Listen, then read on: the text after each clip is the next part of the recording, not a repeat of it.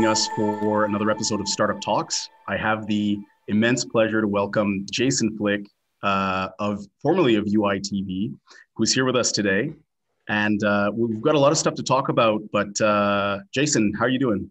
I'm doing awesome. I'm excited. I'm looking forward to this. We've got some really good topics to dig into here. Yeah, agreed.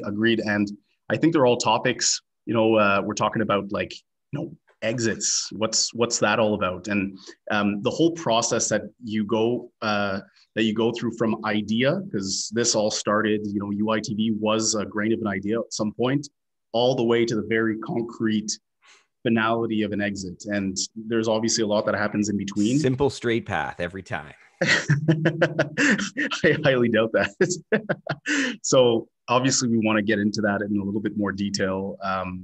But how have the last few months been for you? You must be on something of a cloud. I couldn't imagine.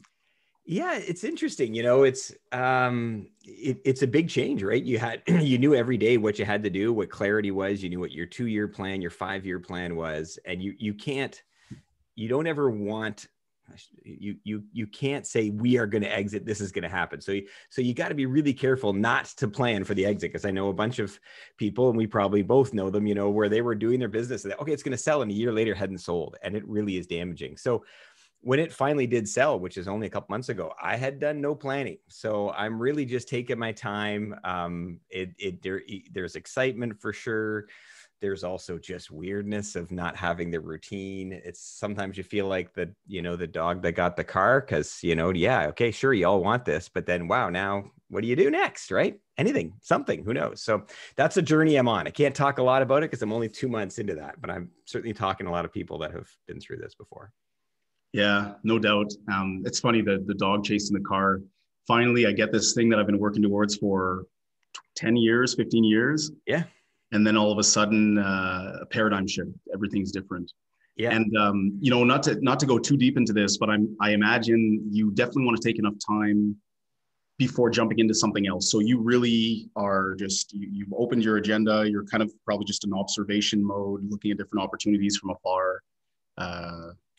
Yep. I'm sitting on as many panels as I can and doing a lot of mentoring, doing stuff like this, just some give back stuff. But I'm certainly looking at some startups, and then what's next. A lot of my passions like SpaceX and all that stuff, I don't think I can do a business in. So, but trying to find the right, because you really want to mix your passion and your background and then of course where you are, right? All these factors together so that it can be as straightforward as possible. And we'll talk about how not straightforward it is to take it from an idea to exit. But all the variables matter, right? Where you are, who you are, what you're looking at, what you're passionate about, it really matters. Yeah, and speaking of your background, so before You.i TV and that whole saga, where did you get your start in entrepreneurship? Like, what was your first tiptoe in the pool? And kind of maybe bring us up to relatively present day and how it led to You.i TV and the eventual exit. Yeah. So, I mean, I think it was kind of always in there, because even as a kid, I would do entrepreneurial stuff, whether it's cutting grass or helping people fix computers or whatever. And then even throughout university, I had a bunch of businesses. We used to buy, when the government used to just donate all, or just sell off all their computer stuff, we'd buy skids of this computer stuff, buy a truck, load up all this broken computer stuff, and we'd fix it at home with all the guys that I had renting the place. I was a bit of an entrepreneur even in the place we were renting, fix them all up and sell them on news groups. If people know what those are, that's kind of the precursor. And so I had that. So I've always kind of had something, but that did teach me enough to learn that, wow, it is a lot of work. There's a lot of complexity to running a business. And then I did kind of intentionally choose to go get some real experience. And of course, went through and got a degree in computer science, and I love technology. So I got a bunch of programming jobs, worked my way up, manager, VP, CTO, co-founder of a business even, and then said, okay, now let's do something on my own. And UI was my second to kind of do from zero to idea. Flixoffer was my first, but also, yeah, part of Enable and early days of FT and those two. And those were very valuable experience. Not everyone does it, but I think there is some value in getting some on-hand experience and seeing, even if it's just bad. I was in some bad startups too. TouchLink was a wild ride, and you learn way more when shit's broken. Like people come to me and say, I'm working this terrible startup. It's great. You're going to learn a lot, right? Like you're learning. You're doing a BA, master's, and PhD in business right there. Just keep going. Yeah. Like I remember I walked into FTIA and all the things that my previous startup did wrong, they did incredibly well. So I learned, luckily I appreciated all that. If I had not, I wouldn't have appreciated it. Then they had other things, they did wrong. And that's when you learn. So yeah, you want to get involved and get those lessons out and just kind of get a feel for it. It reminds me of a quote that I saw on social media the other day that really resonated with me. A failed startup is not necessarily a failed entrepreneur. Like that's pretty much what you're saying here. And I think the experience one can gain in failure is essential, assuming it's not a catastrophic failure, that really like cripples someone for a long period of time. But it's almost like when you're young and you have very few commitments and dependents, it's almost like it's a rite of passage to sort of see what that's like. And I don't know if you'd be terribly effective if you've never experienced failure either. If you only win your whole life because you're taking like small steps or you're going after easy problems to solve. Yeah. And it never is easy. Behind the scenes, right? The metaphorical duck legs are going. It can, even the easy stuff often isn't that. And it's funny you mentioned it because funding is an interesting one. I think we'll probably talk about it a bit later. People used to come to me for advice for funding all the time. And I'm like, hey, I'm 10 years because I had Flick Software. We didn't really seek too much funding, but it helps them. I'd been like 10 years. I haven't raised any funding, right? This is 10 years ago. So I suck at it. Like, why would you come ask me for advice on funding? But then when you do finally raise funding, you look back and go, wow, I learned a lot more failing at raising it funding. When I finally got it done, it was like, really? And often it's little things that make the difference. Oh, well, he likes the city and he knew somebody we knew and they were told to invest in this sub vertical. It's like, wow, that's why they're investing. And so my last 10 tries just didn't have this little twist. So yeah, you learn a lot more when it doesn't work. People know that. Yeah. Yeah. It's like, just as you're recounting your time from, your education to UI, you've done a tremendous amount in your life because you're not that old. Like it's important to mention you're not in your 50s yet. And so you've done a lot. It sounds like a straight path from the outside, but you keep referring to the fact that like you're actually working extremely hard, you're sweating, and you're making a lot of mistakes along the way. What would you say was your greatest learning in that whole process? I think the biggest thing for me, and some startups don't do this, and it's around, having something bigger than just running the startup and exiting and making money or whatever, right? You have to ideally have a why, have a big, hairy, audacious goal that's bigger than yourself, bigger than your company. That is what's driving you, because that will get you through the tougher days. That'll also help you hire talent. But I think that's the big thing. You can't just do it. Hey, this is the next thing on my journey. I have to do it and get it done. You really should try and find things you're passionate about. And I think that was a key thing. I think a lot of my previous ones, we were just like, yeah, we got to grind at this. You won't make it. It's not sustainable. Most people, if you ask them, hey, would you do the startup again? Like if I knew what I knew now, how much work it was, and I told myself I wouldn't have done it. Right. And that's true in so many cases. Yeah. And sure, now if you do the math now, because I'm 20 years in on running my own, if you do the math, it works out pretty good.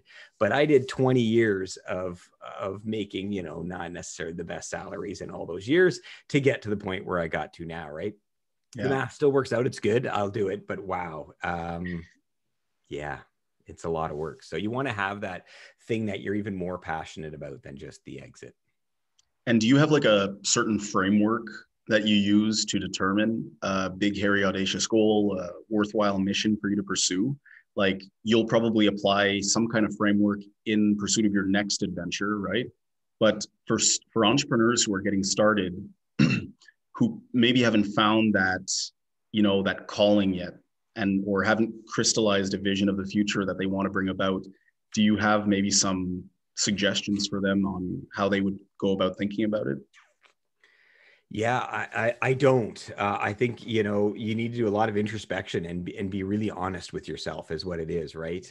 Because if you look at UI, you can't say, hey, I wasn't born an art and science person, right? But that was a big part of why UI was successful.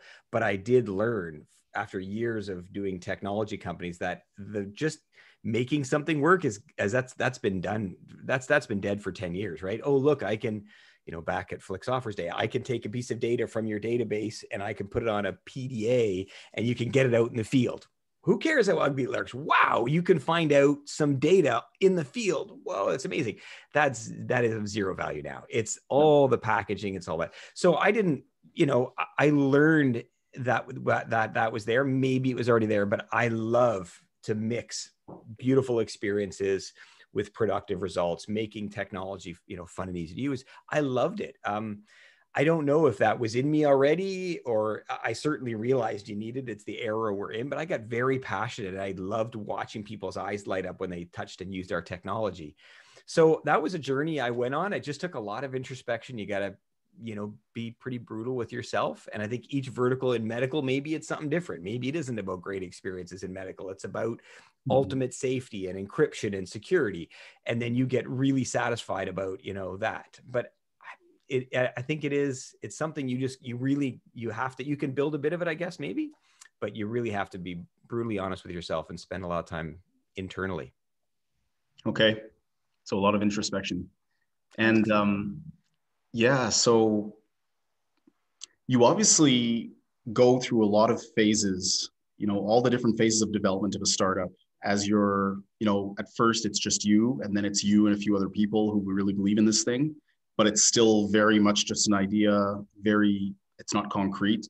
Eventually you have an actual business, and then it eventually becomes something big that actually has a significant impact, and it's desirable enough to be acquired by like a multinational that's well known, right?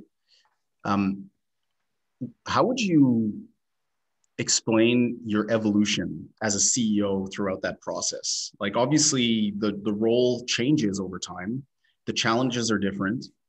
Maybe you could take us through in chronological order, like what the top 2 or 3 challenges were at each phase, and how you had to constantly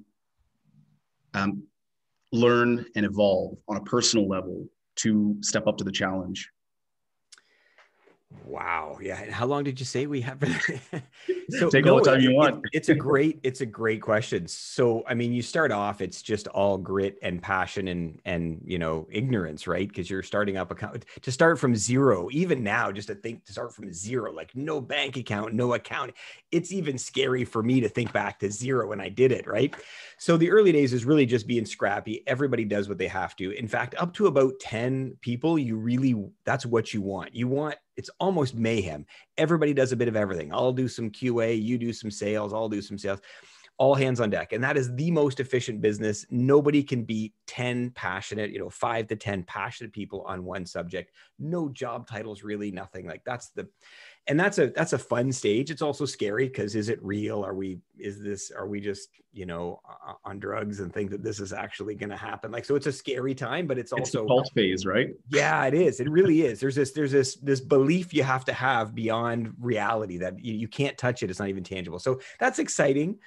And then once you get past 15, you really need to now start stepping back and say, okay, we need clarity of roles. And that was the first big stage for me as a CEO. Okay, now I need to say, you own this and you are fired or hired based on doing well at this role. And you will not do QA and sales. And you get some clarity of roles. That's kind of the 15 to 25 person, almost 50, where you spend a lot of time just roles, responsibilities, clarity, right? And then beyond 50, it becomes more about process, a little bit of process. It becomes trying to be thoughtful about things. Up to even 25 or 50 people, culture just happens. It is what it is. Yeah. After 50, you have to actually start, pruning, whatever metaphor you want to use for your culture. Oh, we had all these things. We used to do this and this and this. And wow, this is weird and really is just for 35-year-old guys. Like, we got to stop that. Right. And so you prune some of the culture but you don't want to destroy it. You just want to. So at 50, you're doing some of that. You're doing some process. And then when you get up around 100, 150, now you have managers managing managers that report to you, right? So at that point, you're not knowing everyone's name. You're the CEO. Oh my goodness, the CEO walked in the room, right? You're not the guy they hang out with and laugh at and make fun of when you do something stupid anymore. It's a different. So at that level, you're really trying to give them guidance and and have KPIs or OKRs where you're measuring these things, and you be much more methodical about it. You're still firefighting a bit, but you've got to pull out. And at that point, and even before that, you've really got to let go. And I find a lot of entrepreneurs don't let go. And the downside, and I had to do it. I had to give up tons of things that I was passionate about. I love problem solving. I love being involved in the day to day. I love the sales. Yeah.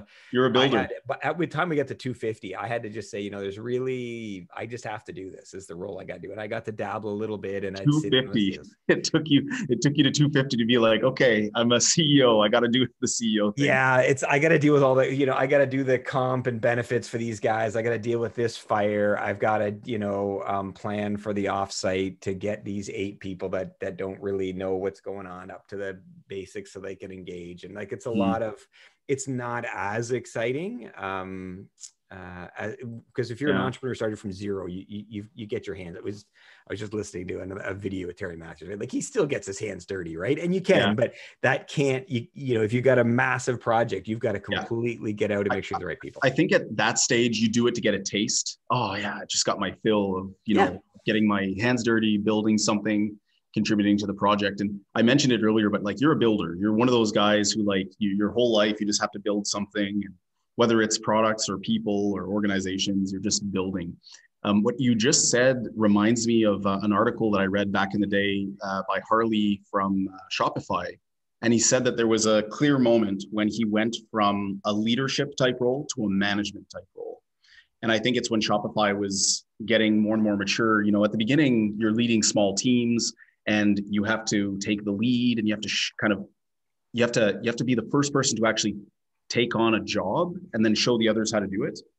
But eventually it becomes about, you know, controlling processes and, like you said, KPIs, quality control, all of that stuff. So I'll throw one other thing, because I think it is interesting. You do pull yourself out, but then and maybe it's a trick I have, but I think it's important. You have to pick little things that you'll go and do, right?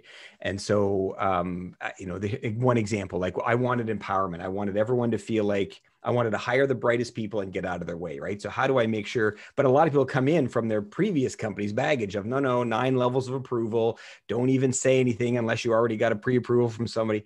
So I would empower people. And so I would jump down to a low level. You can't defeat your management layer.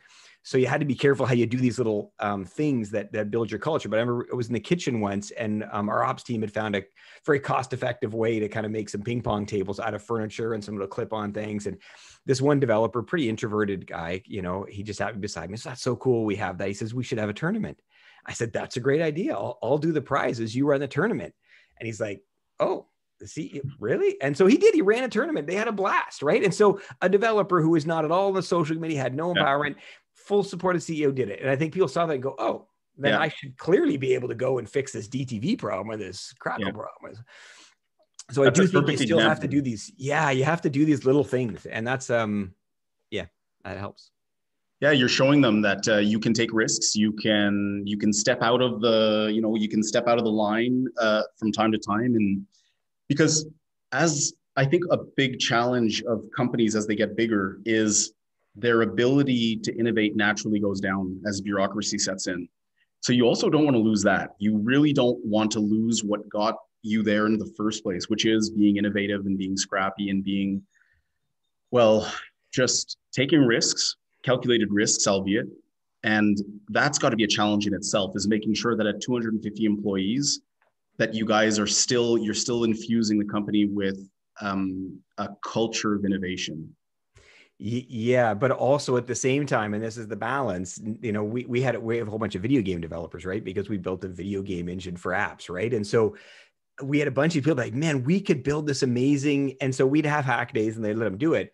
But there's a bunch of crazy ideas that just didn't make sense. Like, guys, we can't do this. Like, we can't, like, hey, why don't we be the clearinghouse of all, this is a bunch of our developers said, why don't we just be the clearinghouse of all content, right? Which makes even more sense now. Good luck finding where a show is on, right? I'm in the industry and I don't always know where I can get the latest episodes of Star Trek or whatever. Why don't we be the clearinghouse? Like, yeah, but do you know that's like it's like, sure, we could do it. Maybe it's $500,000 to code it, but it's like 5 to 10 million to market it. And we don't have that. No one's gonna, it's like, so yes, I get that so there was also some very careful, kind of saying, guys, we got to stay on this track. You can't scale a business if we don't just keep doing what we did before. But then innovation in like the ping pong table example, like that was very innovative. They wanted ping pong tables.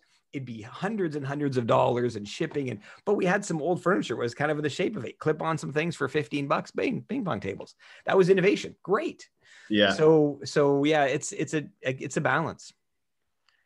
Cool. And, as you were explaining the evolution of the CEO role throughout different stages of the company, could you give a sense of the time to each phase? Because I think like you explained it really quickly, but I think a lot of entrepreneurs probably don't have a sense of scale, like time scale here. So how long are you in those phases? I mean, I guess you can only speak for your experience because every company is different, but what was it for You.i TV? Yeah, so I used headcount, and I think that's probably still one of the most important ones. You can have cases where maybe you have manufacturing and software development and they run separate, and maybe those numbers don't make sense. But revenue isn't a good measure. If you're a dealership, you can get into millions in revenue and have 1 or 2 employees, right? Because you sell cars. So revenue isn't. So I think headcount's one, and for us it varied, right? We definitely hit some spots where it was tougher, but I think you can only go so fast through them. And I don't know what that speed is, but we doubled probably, I think 3 or 4 years in a row, we doubled. And when you're hitting your numbers, you can just say, hey, yeah, I know we screwed that up, but you know what, we closed so much revenue. But when revenue and expectations are kind of online and you don't have all those things, it gets really tough. And there's definitely, I feel like we were doubling for 3, maybe even 4 years in a row. And it was every year I would say, guys, what got us here isn't going to get us there. And it was not just my role, everybody. And I would be quite clear. I'm reinventing myself. I'm not in the projects anymore. I don't know all the people. I'm not even doing interviews anymore for hiring. Like, I'm stepping out. You guys have to do the same. Right. But I do feel like probably the last one when we went from 150 to 250 pretty quickly. And I think we hadn't quite nailed the 150 yet. And I feel like everything kind of, there was a year where it just was. It was hell. Yeah, well, actually just a bunch of stuff. And we're all like, oh, this, that. But I'll bet you if you stood back and say, you know what, like you didn't have all the processes in place. And these were all givens. I bet you we could go back and see the problems and then look and say, well, are we going to focus on that problem for the next year? No, we're not going to focus on it. Okay, then you're probably going to have that. So I do feel like that was there. Funding can help, right? I mean, if I certainly, and I've talked to Toby too, there's a bunch of mistakes they made and they just funded their way through it. And that's great. And you can sometimes. We weren't that fortunate. We never raised enough funding that we had a lot of room for error. Yeah. So when you made mistakes, you had to recalibrate the whole business and spend. And so, yeah, I would say, you want at least a year in each phase, at least. Okay. And if just let it sink in and master it, right? Because there is a learning curve to each phase. So yeah, and the more people you have, the longer it takes, right? Like it's at 200. So, and this is one of the things, as your number of staff grows, and this sounds terrible, but it's if you have one employee, the IQ of you and that one employee is off the charts, regardless of who they are as an individual.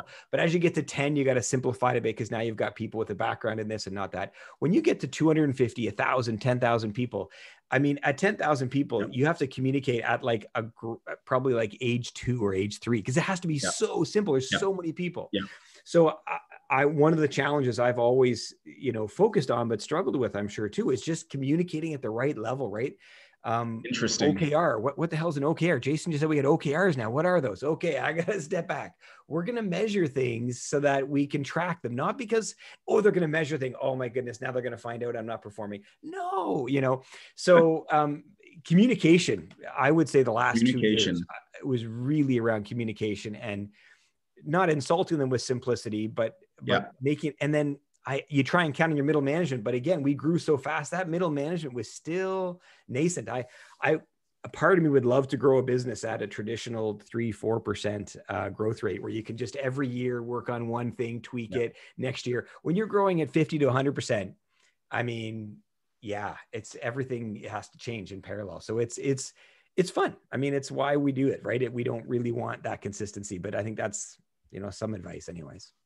Man, you're bringing up so many questions that I want to ask you, but I'm gonna have to compile them and go at them one by one. So on the subject that we just covered, I remember watching a video that just really struck me about organizations and communication dynamics in growing organizations. So as you can imagine, as the number of nodes or like employees in a company increases, you increase the lines of communication at an exponential rate, right?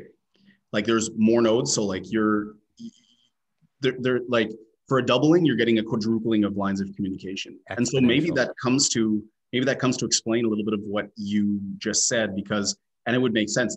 To simplify means to reduce the friction of communication. And the more clarity that you can achieve, perhaps messages are less distorted by the time they get to the other end. And perhaps they travel the path of least resistance as opposed to bouncing around a bunch of different people in the company. So I find that interesting. Like that's just an insight that I wanted to linger on for a sec.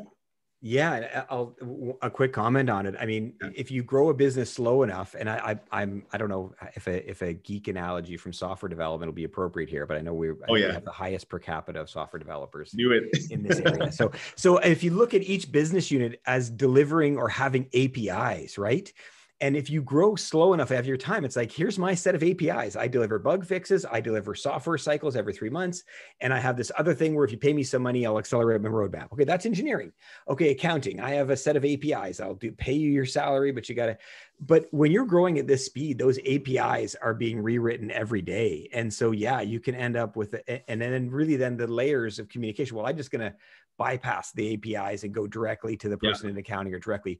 And that actually is okay. I didn't discourage it. In fact, we actually eventually got to the point where we were making these APIs for all the business units. And we got too rigorous about it. I said, actually there's nothing wrong from someone in services, my 100-person services group, reaching over to my 80-person development and just go ask the person in development. Yeah. Oh, no, I got to follow the process. No. So finding that balance is tricky. Well, Elon Musk famously sent out an email and he said, if I hear of anyone blocking communications because there's like a management layer in between, it's like they're fired sort of thing. Because I think, and if I can only imagine, I can extrapolate that if at 250 you were having these kind of, communication structural issues to manage, imagine at 50,000 employees, how chaotic that must be. So he must have just been fed up with all these like stupid things happening. And he was probably just like, look, if you want an answer from someone in that department at that level, just go.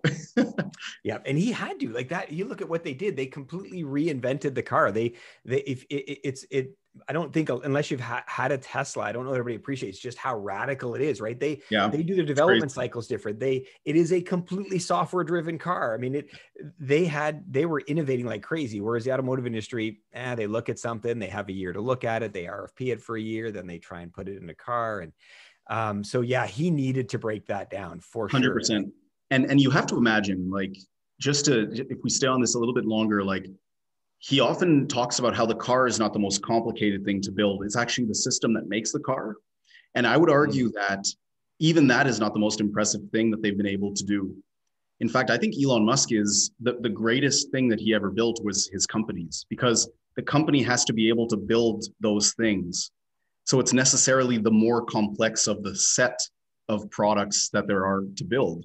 And I think if you don't have the company that can support the factory that can make the car, then it's just not going to work in any case.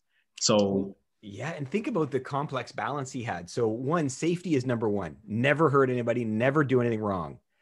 But yet their DNA was change stuff, innovate, different, new, challenge it.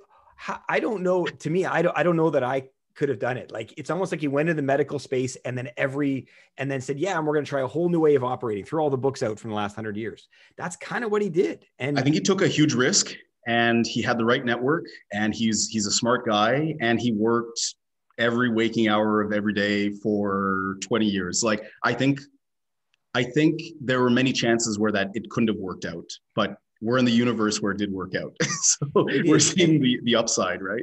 And there's another thing I'll throw in too for him. You, as a CEO, one of the things that never changes, if you have and we were like many Ottawa companies, we were the company behind the companies, right? So I didn't have a face that I was going out too much unless I wanted to, but in case of his, it did. But if you have any chance to be the face of the company, you should get out there. And to me, how he got by a lot of those, because they definitely made mistakes. People did die. shit did happen, Yeah. but he got on it. He was there. He was authentic. Yeah. And not all CEOs have it, but if you have it, man, capitalize on that and do it. And that's a tricky one too. Again, as we got to 250, how do you leverage Jason to jump in and help with this? So yeah. No, that's awesome. A lot of information. It's very dense, dense conversation. I want to come back to the evolution of the CEO, and I always like to bring up this topic. It's fascinating to me. Personality psychology. What is it about some people? What is it about other people that allows them to do certain things? To be a startup CEO, a successful one, and you've crossed that mark. It's written in stone. What single personality trait, or maybe a couple traits, would you say are like fundamental to have? And for all the young entrepreneurs listening to this and founders, what should they double down on? So I'd say the number one trait is curiosity, which may surprise people, but I think you've got to be always curious, or else you're just going to get left behind. Thick skin helps. If you look at most entrepreneurs, they have a bit of an interesting start to their careers, right? Very few successful entrepreneurs were the star quarterback that had parents that were rich. Yes, money and stature and all that can help going to Harvard for sure. So, but if you look at the entrepreneurs that started from zero and built it up, which I imagine a lot of the people are, if their parents have tons of money, they don't have to listen to this podcast. Let's buy someone to fix the problem for them. So I do think having a bit of an interesting childhood where you really had to earn and fight things, and fully you agree were with probably you. bullied and you saw things differently and stuff. So I think, having thick skin probably from that is, if you statistically one, but I think just being curious, this is a constant evolution. You have to love change, but then also appreciate that there are times you have to just stick to it and get it done. You can't be all about new and exciting. But yeah, I think curiosity is the biggest one. And when I hire people too, it's the one trait I love to see, where they're just constantly. And so one of the things at UI, do you have a hobby? And people are like, I have a hobby. No, I want to know. Yeah, I have a $10,000 telescope on a concrete surface that I got vibration free. You're hired. That has nothing to do with my business. And you are hired, buddy, because wow, like the amount of work and effort and tenacity, and you can still keep doing that. In fact, that's great. In fact, but I think that's a key thing. You know what I think it is? Have you read the book Sapiens by Noah Yuval Harari, or Yuval Noah Harari? No, I haven't. Fantastic book. I recommend it to anyone. It's really this macro view of history, of human history, from the time we were hunter-gatherers all the way to modern societies. And he condenses it in a beautiful way. And there's a chapter on when humans really started taking the future into their own hands. And it was when we applied science to the world. And what's at the basis of science is questioning your reality, is being curious and saying, maybe there is a better way, or maybe we don't have all the answers. So I need to go explore that way on the ocean. And maybe there's lands over there, and maybe I have to dig and find something down there. And maybe I can go higher, And I think if I'm taking what you said and I'm trying to add to it, but I think that sense of curiosity leads to maybe a scientific approach. And you want that kind of engineer to work in your company. Someone who's going to say, is there a better way to make this UI? The user interface for this thing? Is there a better way to, can we optimize the spending? Can we? So you want that person. Some people find them annoying and say, they're always questioning everything. They're always asking stuff. Just do your job. It's like, hey, that kind of person, I want it. Everybody else, you can go. There's lots of jobs where it is, it's been done this way for 20 years. No one's going to change it. Fine, go do that. But yeah, in this industry, we really need that kind of personality for sure. And I think it's an exciting time. You look at eras, I think it's interesting. And if you look over like 100-year periods, there's these 100-year windows of ignorance. And then they thought they knew it all. And then ignorance and thought they knew it all. And where I think right now, we're in an age of ignorance right now, right? We don't know what 95% of matter is. We don't know. We think there is, like, even at how waves and particles, like it's a whole bunch of holy crap. We don't know stuff. There's a lot of blind time to live. I want to live in the era of ignorance and excitement about trying to solve it, rather than some of the previous ones where they're like, hey, Aristotle said that he knew everything there is to know. And maybe at that time he did, but they were totally wrong, right? The basic elements weren't earth, wind, and fire. So. Yeah. Albeit he made great advances in his time, Aristotle, but of course there he has his own blind spots, and he didn't have access to the measurement instruments that we have now. We And all build on it, right? It's that's the thing, and we keep, that's what a tech startup is. You need to build something that others can build on top of, ideally, even. yeah, fully agree, fully agreed. And as CEO, not to beat a dead horse too much, like you have to instill that throughout the culture, and like encourage it. Like even with the ping pong table, like you said, there was a degree of well, we can save money and have fun, like we'll just find a crafty way of doing it and encouraging people to take those kind of decisions. So no, really fascinating, really fascinating. So just to, so it's curiosity for you. Was there like a secondary one that you think is like the thick skin, it's tough as an entrepreneur. You've got to be battle hardened, whatever the metaphor is. You've got to been through enough tough stuff that because times are there again, I made the joke about the straight path. It's not. I mean, even You.i, like I say, we doubled 4 years in a row. We actually closed, I think we were doing 2 million in revenue one year, and we closed in 1 month 10 million in revenue. So really the next 2 years were covered by 1 month. So it depends how you look. So yeah, we doubled in size every year if you look at it from an accounting point of view, revenue recognition, but really we closed 10 million in one quarter, 1 month. Yeah. Holy crap. And then we spent the next year and a half trying to absorb it. To digest those were not easy days. And then you have the don't close. And then we kind of shut down sales for a year and a half back. And then how do you restart sales? And we didn't even mentally stop it. We just stopped focusing on it. No one wanted to hear about more sales because we couldn't hire enough engineers. And so we went way too much into execute, not enough into sales. And then, a year and a half later, holy crap, guys, we need to sell some shit. Like it was great. And so finding that balance is tricky. I'm going to take advantage of the fact that you're actually a technical CEO. Like your background is actually, engineering first, which is, for me, it's like, it's a superpower when you start a business. I honestly think that.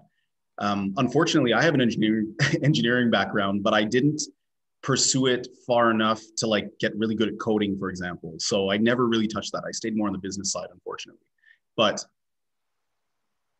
let's talk more about your product. I think it's a great opportunity to have you on and talk about what you guys actually made with You.i TV. So for the audience who don't know, who aren't familiar with the company and the product, because it is like a service, like it's a B2B. So it's like, you're like a kind of back-end service, right? For some other companies, but what is You.i and what were you trying to build and what did you succeed in building?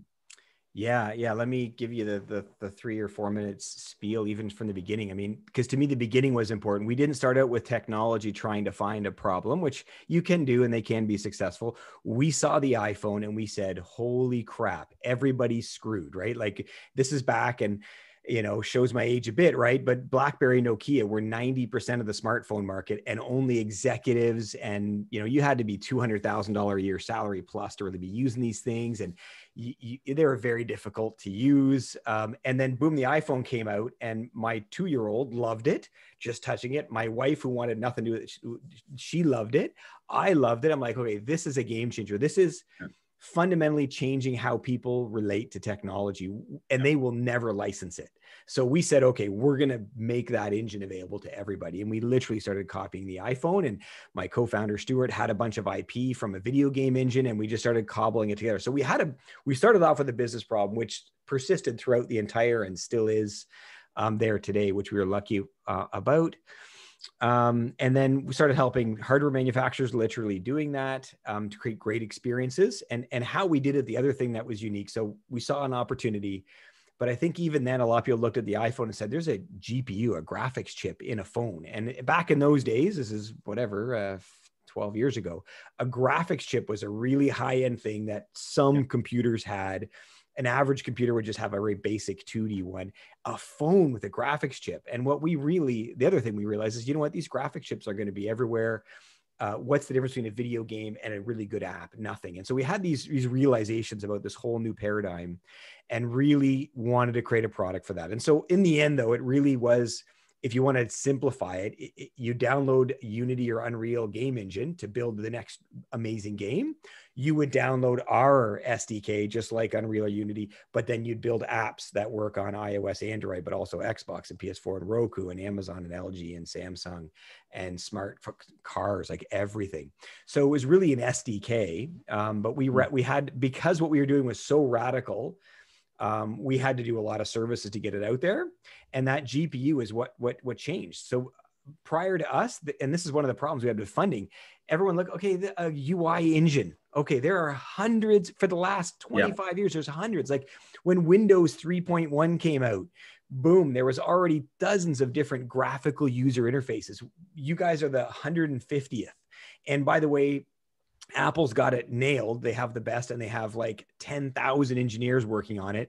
Android's getting there, and they have 5,000 engineers. You have 5 engineers, and you're going to do a better job than both those. And I said, yeah, we are, because we're going to bypass all that crap, go right to the graphics chip, and just build it from there. And so it was unbelievable. No one believed it. So we had to go and eat our own dog food for all. And I think a lot of times that is the case, and that's trickier. So we had to have a functioning services group, a functioning product group. But in the end, yeah, it came down to a licensing model per platform. Instead of having 10 teams of 10 for 10 platforms, 1 team of 10 with even a better user experience on all 10 platforms. Wow. And by the way, so many people, especially listening to this podcast, have been there in that conversation that you had with investors, where they're just not getting it. Like the gap between your vision and your understanding of the space and theirs and their economic motive is like just too wide to close a deal. So then you are faced with the great challenge of having to figure it out on your own by generating internal revenues or finding, alternative funding sources. I guess the question in there is like, how did you self-finance or alternatively finance until you got funding? And when you did get funding, how big was the round the first time? Yeah. So I had founded, prior to UI, I had founded a company called Flick Software, which was pure services. We did a bunch of product stuff, but it was always intended to be a profitable service company that would go off and do products. And so it did a few internally. And then I ran into Stuart and I said, hey, Stuart, he was brilliant. There's a whole story around how I met with him and the demo he emailed me when he left the interview. And I'm like, I just got to hire this guy. He was brilliant. So if I run into somebody who's incredibly brilliant, I've always had a rule, is just hire that person, right? Hired him. I said, we'll figure out what we're going to do later. So that's so I already had a company with a CFO and some office space. It wasn't big. It was like 15 people or something, right? Yeah. But that's really what allowed me to get it going quicker. So I funded the first probably year and a half, and then we got a bunch of grants, a shred, an IRAP, eventually IAF, which is the kind of investment accelerator fund. And those were kind of my money plus those are kind of made the seed round, and we had revenue. We had to do services. So initially there wasn't an engineering. In fact, for the first 3 years, there wasn't an engineering team and a services team. They were the same. And we built, like when we did Show Me, which I know it failed as a product, but it was a stunning experience. We built the product in real time with that customer. Like that was a big sales win for us. So yeah, and then eventually our first round of funding, which I kind of regret, but we didn't have a choice, was private equity, right? So, we were the change the world company. We had this technology no one else had. I think it was the first 5 years, even after shipping, some big brands, people still said not possible. I would send an email, we can run a better than an iOS app on iOS and every other platform. And they would write back, that is not possible, right? It's like in our brains, like if I have a universal wrench and a generic wrench, a specific wrench and a general wrench, the specific wrench for the job is always better. We were literally saying the generic wrench is better, just people would say no. So it was really hard to raise funding. We had to go and raise private equity because they just said, hey, you're profitable. And so they invested in us because we're profitable. And that was good that we got it. And it did help. It was a $10 million round, of which we only took 5. But to be clear, though, just to be clear, you're saying private equity as in like PE firms, private equity firms, not venture capital firms that are dedicated to startups. So instead of going to like a Sequoia, or any of these other VCs, you went to a kind of fund that's typically looking for like they're not looking for 10x returns. They're looking for more like 2-3x returns over like 5-10 years. Okay. Yeah, well, yeah, even yeah, five is usually they kind of look for a 2 to 3 in a 5 year window, right? Okay. Versus the VCs look for a 5 to 10, and they look for at least a 10x, right? Okay. And It's important to make that distinction because I don't know if everyone's familiar with the terminology, but I know what you mean now. Yeah. yeah, and there's and I don't know how much time you want to spend on this, but there's a whole scale of capital available to people, right? You've got, of course, your family and friends. You've got your line of credit with the bank, which is the cheapest capital. Get as much of that as you can. Then you've got private equity, which is, they invest in relatively low risk companies. They kind of, it's tangible, usually profitable. They look for a fairly quick return. Then there's like venture debt in the middle there, which, if you raise some venture capital, they'll do some debt. And then VC is the most expensive out here. They tend to take the most equity, but they're there for you, with you, to change the world, go for something big. And we didn't do VC till our last round. Our seed round was VC. When they finally saw the light. Yeah, and exactly. And it was, and I'm sure some of it on us too, but yeah, it's tough, and a lot of funds. And I think hopefully it's a little bit less in Canada, but back in the day in Canada, it was always, for every VC, it was a committee. And you'd think that makes sense, but anytime you're doing something risky and new and innovative, oh, but did you know Apple has 5,000 engineers, 10,000 engineers trying to do what they're doing, and they're doing 5? Okay, not going to invest. Yeah, so you kill it. Somebody will bring that up and they'll kill it. You can't, to me, any VC that's purely panel driven, you'll just miss out on all the big ones. You'll just get all the ones that are the Me Too's that'll struggle because there's already 5 more because it's so obvious, right? We were not obvious, and passed off. We got passed by so many funds just because they didn't think it was possible. However, what you're telling me is kind of reassuring because we have a startup who seems to be has a similar profile to You.i in the phase that you're talking about, in the sense that they're growing very fast, they're profitable, but maybe they don't have the blitz scaling potential of other startups. So VCs and angels are kind of, I don't know. But at the same time, maybe they do have a route through private equity that makes more sense for the entrepreneur and for the investors. Because if that's what they're looking for, like a steady growth, but remaining profitable, then maybe it's another. My call out, which I've been doing for quite a few years now, and I'll do it here too, is there's a lot of companies that take pride in like, we raised no capital, like we did it ourselves. It's like, and look what we did. It's like, yeah, but look what you could have done if you did have an extra couple $1 million. Yeah. Oh yeah. Exactly. Like, exactly. And so, but when to, like, there's something to be said. We went 2 years without any capital, took a lot of the risk out. There's something to be said for starting off, but at some point when you're really growing, you got to say, wow, think differently. What if we get, and this is hard for doing Canada, but give it away and make money on the pro version, right? Yeah. A lot of Canadian companies make money. Like, we were profitable. I mean, we were doing disruptive technology, high risk and profitable. That's crazy. It was not easy.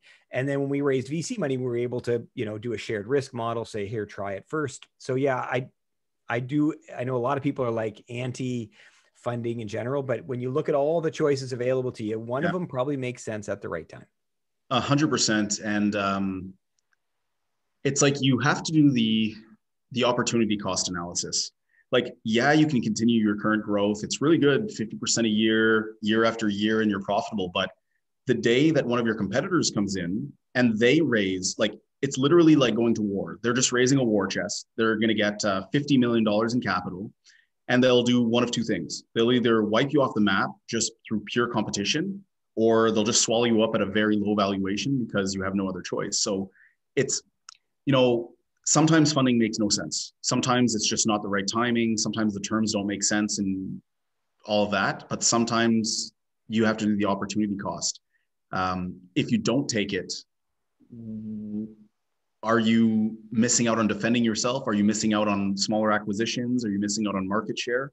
The answer is probably yes. So, go segue from this, because I think it's relevant to that too. Our B round was strategics. Both B and C rounds, we had strategics, and it does make your life complicated for sure. But there's a lot of pros and cons. If you're in medical and you have a medical device, go and get the major multi-billion-dollar medical companies to put $10 million bucks in you. It does taint you a little bit. Don't put any legal terms that taint you, because you already are tainted just in the fact that they're an investor. But I wouldn't change that. So strategic's really good too. And so even if you don't want to take money, they'll have better terms. They'll support you. There's no doubt. I think when we finally got acquired, we had probably 18 active projects across AT&T's empire. And that wouldn't have happened if they hadn't been an investor. They wouldn't have had the comfort level to bring us that deeply inside their company. Yeah, no doubt. So you're talking about AT&T and the exit. Tell us about what that's like. How long, like, what is the lead time on a deal that size? And I don't know, what's going through your mind at the beginning, middle, and end? Is it kind of bittersweet? You've been building this thing, it's a baby, you're passing it off to someone else for adoption, if you will. Yeah, like, tell us about that. Yeah. So, I mean, I think every acquisition is different for sure. There's some where they just spring it on you and you don't know it's coming. This one, we were expecting it for a couple of years. In fact, there was times when we thought it was just months away, even 2 years ago, from them acquiring us, because we were so fundamental to their business. But what I learned is that these massive organizations that are, hundreds of thousands of employees, and they do all this planning, they're super strategic, it kind of just comes down to one or two people, right? And so we were certain 2 years ago, and it even kind of leaked out through the company because we were winning so much business there. Mm-hmm. And one of the champions said, yeah, we're going to buy you. And then, of course, this was from Turner, which got bought by AT&T. And so they said, yeah, as soon as we get bought by AT&T, we're going to buy you guys. And they were telling my sales staff this, so I couldn't stop it. So really screw the company up for a good 6 or 8 months. Okay. And we're like, okay, great. I guess they're telling us we're going to get bought. These are C-level people in charge of this company. They've done lots of acquiring. AT&T bought them, and they bought like 6 or 7 companies, and we weren't on the list. And we're like, what's going on, right? And turned out our champions were just for a year overlooked and didn't get the promotions they thought they were going to get. Oh, okay. And then finally, and so we actually had to go back, and that was a tough time. And there's a whole set of lessons in there, right? Like you want to be on it. We have a very open and honest culture, but if you're being acquired and you start telling people, being open and honest about it, it just messes them up, right? Everybody's okay, well, now I need all this fixed, and it's just brutal, distracts everyone. So we did get the company back on track, but there were some dark days in there where everybody thought we were going to exit and we weren't, and we got to get back to it. But then 2 years later, HBO Max came out, and they needed to generate billions in revenue. And, they really wanted to lock us down to be there. It created the business case for an acquisition. Yeah. And you guys, it was such a good deal, you couldn't say no, because I always have this feeling that, well, there's really only 2 paths other than failure. It's like, well, we just keep growing ad infinitum, and we can just keep becoming a bigger and bigger business, and maybe expanding into new markets, or exit. So at what point do you decide, yes, exit, no, continue, like no to continuing, and yes, we'll exit? Like, did you have that option, or was this one of those scenarios where you didn't have an option, the roads were closed, and so the exit was really the best opportunity for you? So I always have a plan A, B, and C, and plan A is just was always a traditional plan: raise A, B, C, D, and IPO, and change the world, right? Because we knew we had the ability to be every app, every piece of code that needs to touch glass on a screen somewhere. We knew that was our opportunity. Is massive, right? So we had that as plan A, but then you always have to have plan B in place, so our D round was very difficult to raise D round. COVID didn't help any. We were pivoting from being revenue-based to being developer-based, right? Because we were a services company that moved into we were never a service company, but we did a lot of services to make the product work. And then we were now in the stage where hundreds of developers outside our business had it, and we were supporting them. So it wasn't about revenue, but we weren't able to get investors to buy into that. So in the end, the D round, we couldn't raise the D round. And then this made a lot of sense. Yeah. It would have been nice to have had both and play them off each other. But we were very frank all the way along. Like I for years, I was saying, okay, guys, for the next 2 years, either we're going to get acquired by one of our customers, Comcast, AT&T, Sky, one of these major ones, or after 2 years and after our D round, then it's an IPO, or it's Microsoft or Google or Adobe, right? Because we were really only winning in the TV space, which is the most fragmented of all the spaces. But we knew banks needed our stuff. Banking apps, I mean, they're not beautiful, they're not intuitive, they're not easy to use, they're recoded on every platform. Banks needed our stuff. Yeah. So so we knew it was going to have to be Microsoft or Google. But I was never, all these customers, of course, the Comcast and AT&Ts, Disney, we were doing business with them, but we weren't doing any business with Google, Amazon, Adobe, and Microsoft, who are really the ideal acquirers for us. And I wasn't able to get anything going with them. So, you know, that was my other initiative. And I had some people working on how do we get a strategic initiative going with the CTOs at Microsoft or something. I wasn't able to get them to come to life. Do you think it's because they felt self-reliant enough? I mean, they have almost infinite resources by all means, and they have the developers and all this. So maybe they were just like, look, whatever they can bring to us, we can build it in a year or two. I don't know. Each different for sure. I would say if I had to pick one, it's that there just wasn't a business unit or an executive capable of spending that kind of money that would need to buy us focused on that area. Like Adobe, for instance, and we all know Adobe and Flash, right? And really we were what Flash wishes it was, right? If you want to just be really simple, so the no-brainer is that Adobe should have bought us because Flash failed, and then they tried all these other things. We were the no-brainer replacement for Flash and could have been. But there was the way Adobe was structured, there were no executives that owned the glass, cared about the glass. They were all back end. They all just did the pieces. So there was no champion. So I spoke to the R&D. They're like, wow. But because of the way they were structured, there was no way for Adobe to buy us. And so, because that was always the joke, we had tons of people try and buy us in the first 3 or 4 years. Hey, we'll buy it for $1, $2, $10 million. Like, no, we're going to sell. We'd always say we're going to sell to Adobe for $1 billion, just to kind of set the stage that we're not going to sell for 10 or 20. You know, that's awesome. But Adobe was structured. No. I think maybe getting there now, but too late. But so, yeah, so I would really brutal analysis across all these acquirers, the stage you're at. And because we were You.i TV, they weren't noticing us, right? We just weren't on the radar.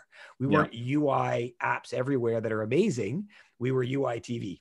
And so they didn't even know that we were going to solve all the IoT problems and all those things. But I'll tell you, 5 years from now, we'll chat again and we'll look back, and I can guarantee you there'll be a whole pile of UI competitors.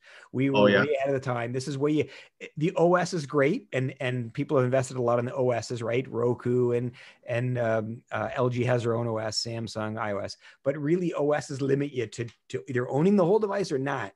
The way you can own it all is just having a UI engine, right? So Google is limited to their massive monetization stuff predominantly on Android. They can't do it on iOS. So, but if Android used us, so you'll see that it's probably 5 years out yet, but they're going to realize it's actually the engines that people build the apps in that you really want to own. The OS, it's useful for sure, but you're always going to be limited to the audience you can reach. We had no limits. We were on dozens of operating systems in dozens of countries. Couldn't the acquire, it's AT&T Group, and more specifically HBO Max, it's going to use the engine you guys built, but couldn't they continue doing business development and continue marketing this in all the ways that you mentioned? They could, yeah. We don't know what they'll do long term. Right now, they've, and I'm not saying anything they're not been public about. They need to take a business unit called HBO Max that, was generating very little revenue to generating billions. That's their primary focus. But I have no doubt that in the future, they loved everything about us, who we are, what we were, and our vision. They loved it. And so that was all part of our vision. So they could, yeah. Cool. There's some really cool stuff they could do in the future if they wanted to with our tech that some of it didn't even make it out into mainstream, or if it did, we didn't even tell people we're doing it. So it'll be interesting. I have to say, you added a completely new lens through which I had previously modeled acquisitions, right? Because we have these mental models, and it's like, oh, this is how an acquisition works. And you added the dimension of, well, you have to make sure that the target companies that you're approaching have the right structure. Like fundamentally, is their organizational structure going to support this kind of acquisition? And I think there's a few criteria that you brought up. Like, is there a strong business unit head who has a lot of authority, who has a lot of a large budget, who believes in what you like? Did you make a connection with them on a fundamental level so that they believe in your thing? So if you can't check those criteria, your job is it's a lot harder, right? It is. And if you want to exit for big dollars, which I imagine most of us do, you know, how high up the chain are you? Like I've had a bunch of startups come, hey, Bell or whatever, Samsung's going to buy me. Okay, who's your contact? Yeah. Oh, we've got a manager in Silicon A middle Valley. manager.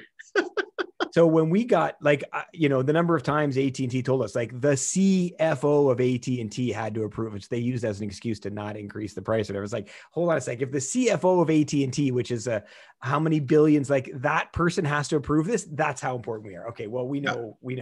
So the right person, the right amount of pain, and so the organization and pain, you probably could get a group consensus maybe if the organization's right, but it is surprising even at this size and scale, it comes down to a very small group, usually even one person. Yeah. It's crazy. It's awesome. Thanks for clarifying that.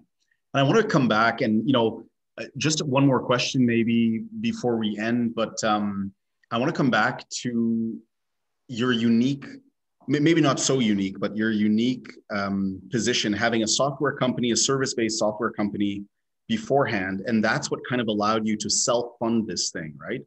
So I have questions about, well, is this generally an approach that you would suggest for founders? I've got founders in our incubator who actually do have revenue generating sources that are not necessarily in line with what they're pursuing as a startup. But that's what allows them to stay alive. That's what allows them to not have a job elsewhere. Or if they can't raise money, then they won't die right away, right? So to what point is that a valid strategy? When does it become troublesome to make the switch from one to another? And like that becomes your primary objective, is to make the startup work. And I guess in your case, more specifically,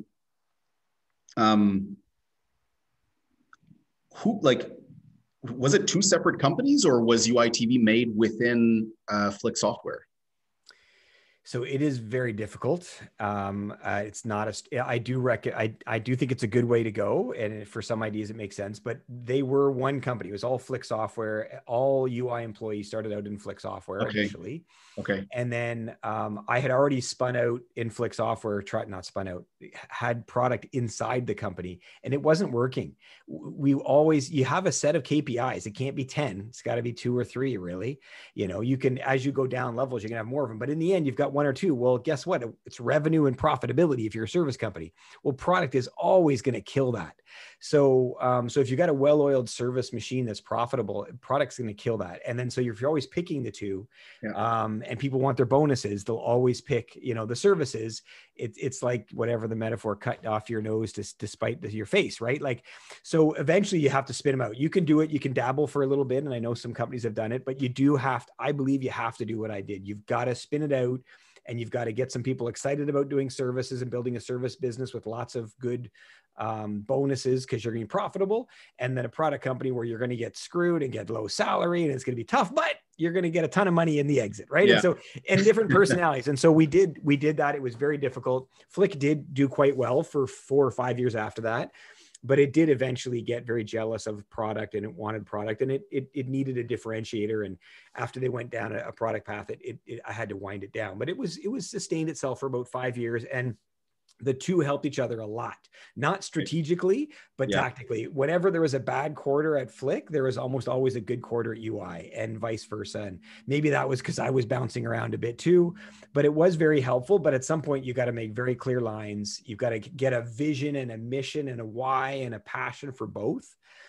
But it's difficult, but I would recommend it. The hybrid that I would do now, I'd like to just skip a few steps and just call up, let's use the metaphor of UI, call up AT&T and say, what's your next major problem? And fund me out of the gate to do it. And I'll do services to build it, but then I'll go sell it elsewhere. Like maybe even just bake in the fact that you're going to build it with a strategic. That would be a fun hybrid, but it does I love that approach. It does help to have accounting and banking relationships and CFOs and office space and a phone number and all that stuff is nice to have it all. And that was there because of Flick. Yeah. This was an awesome conversation. And I have a feeling that it's not going to be our last, because there's just so much more to cover in this great topic of entrepreneurship and founding startups. So, but I want to thank you for your time today, and for literally giving us like leaving nothing on the table. You didn't hold back. Thank you so much, Jason. Any closing thoughts that you want to add? No, hey, I love doing it. And if any of your listeners have some other insights for me or thoughts or comments on it, I'd love to hear it as well. Love to engage with them. I'm on LinkedIn, the easy way to get a hold of me. But no, I loved it. I'd be happy to do it again. This is great. As you can probably tell, it's a topic I'm very passionate about. So, well, thanks again. Really appreciate it.